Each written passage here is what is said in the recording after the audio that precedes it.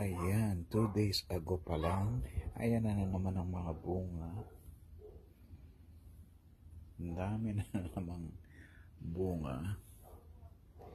Ayan, so, lalagay ko na lang doon para maging fertilizer.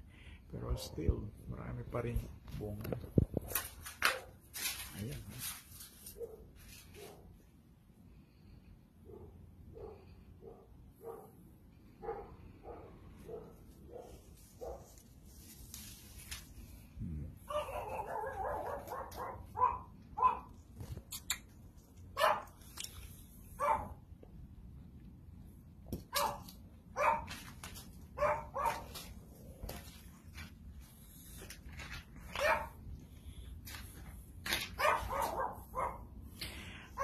Ako, daming sayang na plum.